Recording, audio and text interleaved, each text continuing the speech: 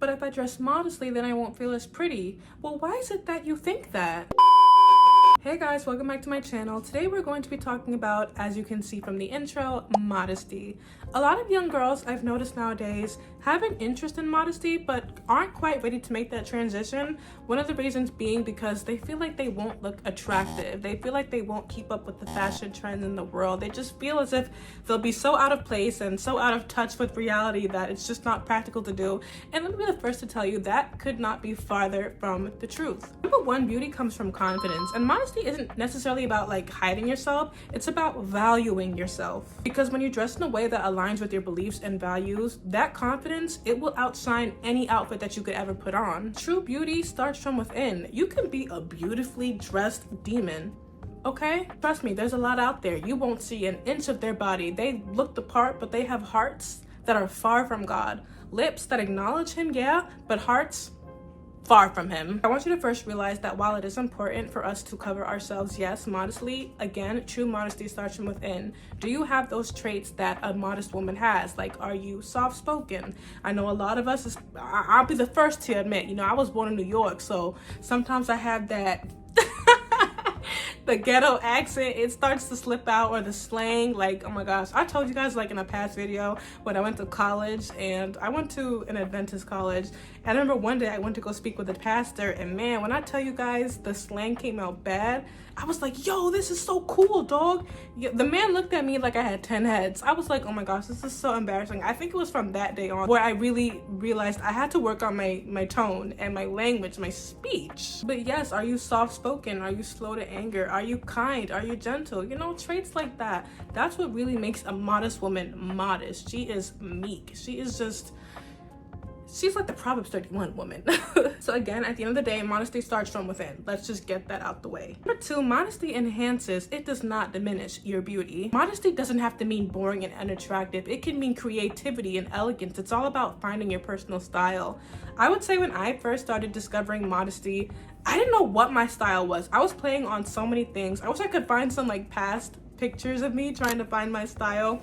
I would try out like different textures of clothing, like different patterns, different designs even. I was really trying to find my style from the beginning, and I think it's not until now where I've discovered, you know, what it is that I like, and honestly what doesn't work for my body type as well, because a lot of people think modesty is a one size fits all. That's not true, but that's a story for another day. Modesty is not a one size fits all. What might look good on one sister because of her shape, you know, maybe she's petite, might not look good on the other sister who might be a bit more voluptuous, to say the least. But I've seen so many sisters, like even in my church, they have so many different styles. There are sisters who like to have a nice bohemian relaxed look, and there are sisters who like to have this cool skater look, you know, with like the plaid and the black and the I love to see the different designs that people have, the different styles that they have, and that's what makes us all unique. And I honestly find it a bit comical when people ask me, okay, so where do you find modest clothing? You can find modest clothing literally anywhere, you guys. Like almost all fashion websites, they have a section where you can find skirts, and they have where you can look at the different lengths. Anything midi, M-I-D-I, and below, that's modest. That's your safe zone. So I love to wear midi size skirts. They're below the knee, and I love to wear maxi skirts as well. You'll find that literally almost on any fashion website. Macy's, Boohoo, Pretty Little Thing. Oh my gosh, I remember the other day I saw a sale for a sweat skirt on Boohoo for $8, and of course it was out of stock when I saw it. I was so upset. But you can literally filter out anything that you're looking for, and it can be modest. And you can even make immodest clothing modest. You can make crop tops modest. Did you know that? All you have to do is put on a nice little shirt underneath. You can put on a turtleneck underneath. You can wear V-necks modestly as well. Like, you can literally make anything modest. It just takes the right effort to do so. You can play with different accessories and styles that will still reflect your personality and what makes you uniquely you. Another thing I love about modesty, it allows you to stand out for your poise and self-respect. I love when I walk out the door just knowing that I'm carrying myself as a woman, as someone who I would want my future daughter to look at and say, you know what, I like that outfit, I want to wear something like that. That truly makes my heart skip a beat. Your value isn't in skin showing. And I know that this society makes it seem as if revealing your skin is like the end thing to do, but your value shouldn't be in that. I remember I saw a video on YouTube that actually prompted me to make this video. And she said in her caption, it was a young lady, she wanted to change her wardrobe to more modest attire, and she said literally what my opening line was, but if I dress more modestly, then I won't feel as pretty. And I feel like that's a question, or not a question, but you need to really evaluate, why is it that you feel that way? Why is it that if you feel as if you wear clothing that is going to cover up your cleavage, cover up your butt, cover up your legs, why is it that you feel as if when you cover up, you're somehow less beautiful? Because when you think about it, everything that we love and that we have value, or we attribute value to, we cover up. Our phones, oh, I can't show you my phone because it's recording me right now. We put cases on them, we cover it up. When we get a new car, we make sure we put that thing in the garage so it doesn't get messed up. After we get our hair done, we make sure we cover that joint up because we don't want to mess it up after we just took the time to make it pretty. Like, anything that we value, we cover up. So why is it that us, who are of much value to God, the apple of his eye, why is it that we feel as if we no longer are attractive or look good? Because we are not covered. And you know, I think it is just so tiring to feel like you have that slave mentality, to have to dress like those around you to feel confident. If I'm not dressing like this, then I won't be accepted. I have to do this, I have to. Like, that must be so draining. I, for one, love to go against the tide. I love doing that. I feel so much more confidence as a woman knowing that the next man next to me is not looking at my cleavage, because why do you need to see that? That belongs to my husband's eyes, not you. Who are you? And honestly, this kind of goes to my next point, because you want to be so mindful that you are attracting the right attention. You do not want to be known for the girl with the boobs. You don't want to be known as, oh, that girl, she thick. Like, what?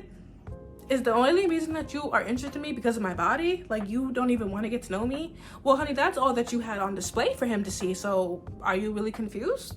I'm confused that you're confused. We as women need to dress how we would like to be addressed. If you do not want to be addressed as a piece of meat, as some breast, leg, and thighs, then maybe you should make sure that those assets that the Most High God has given you are covered up. If you want to be treated like a lady, like royalty, like princesses that you are, then you need to dress in a way that shows that. When's the last time you've seen a queen or a princess wear something so revealing? Like, you don't even see their chest, you don't see nothing. They always carry themselves in such an elegant way. They, like you see in movies as a kid, they wave like this. They practice putting the books on their heads so that they walk with poise. Like, those are things that we should emulate, because we are royalty as well. When you dress modestly, you attract people who see your inner beauty for who you really are, not just your assets. One thing that I always like to keep in mind is, if I were to look back on pictures of myself years down the line from now, can I honestly say that I love the woman who I was? Can I say that I reflected the Proverbs 31 woman, at least in my outer attire?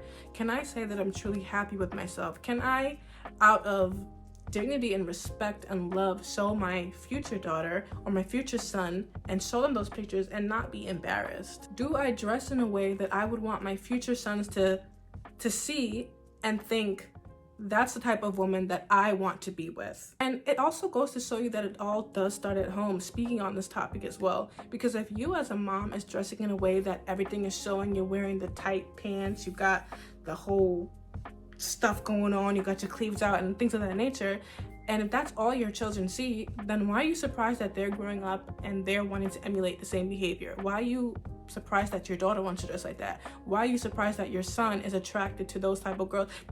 You laid that example out for him.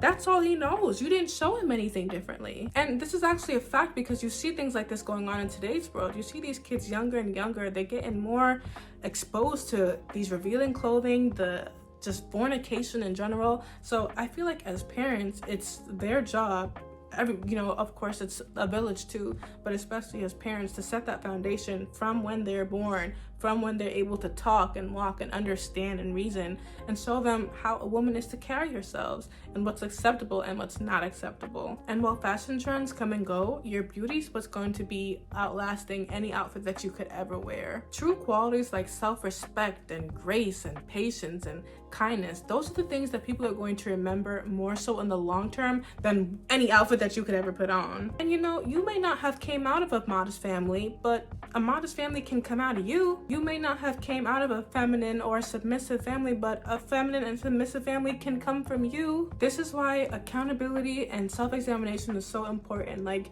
just because we may have come from families or generations where toxic traits might arise, or immodesty might have arose, but that can stop with you. You can choose today to want to do something differently. You can spark that change for yourself and for the generations after you to come. You can say today, I choose to get rid of my immodest clothing and honestly pursue a more modest apparel.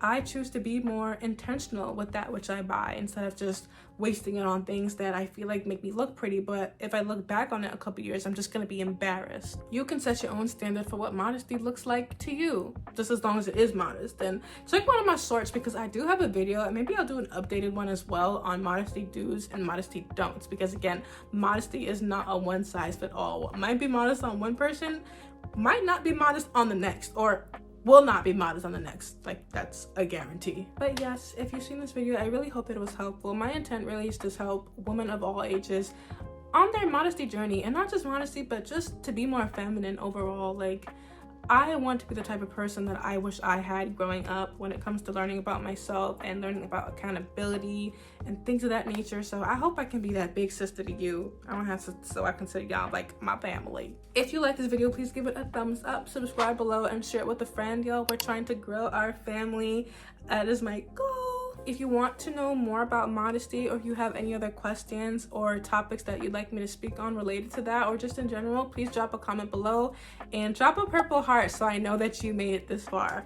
Yeah. Oh, I'm gonna start doing that in my videos now. I want to see who watches it till the end. If you made it this far, drop a purple heart in the comments. I'll see you guys in my next one. Shalom.